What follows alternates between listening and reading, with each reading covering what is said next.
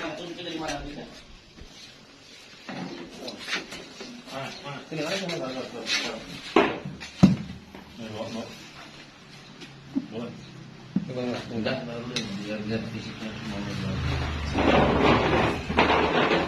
selanjutnya ya.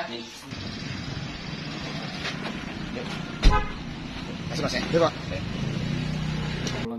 Terhadap anak di bawah umur. Untuk korban sendiri sampai melahirkan anak. Ya betul, karena kejadian ini tersebut di tahun 2022, tepatnya tanggal 21 Agustus 2022 di jam 14.00 di rumah pelaku yang berada di KBA Kecamatan Bumi Agung.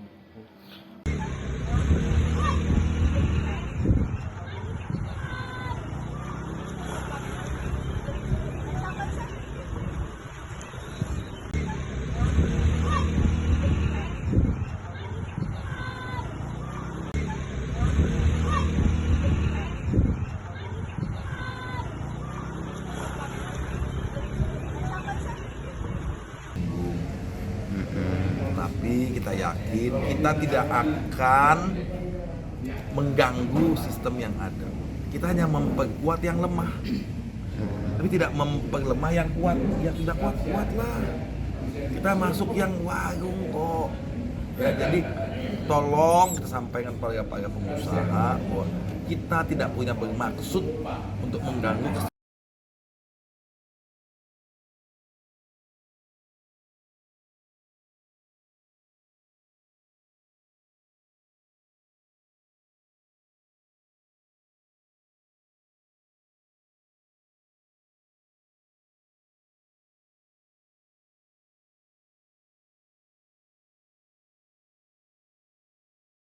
Sini semua yang saya tadi sampaikan sudah ya, anak korban yang meninggal maupun yang luka semuanya itu akan diberikan beasiswa gratis pendidikan dan tadi iring. Mohon maaf saya tidak berarti mendahului kehendak Allah, tidak melangkahi tentang kekuasaan Allah, cuma ini adalah bentuk ya kan setelah saya selesai bekerja tidak ada sangkutan apapun atau tidak ada tanggungan dari perusahaan lagi, saya minta hak saya kembali, saya di ijazah kan, karena di dalam perjanjian juga kerja tidak ada penahanan ijazah gitu.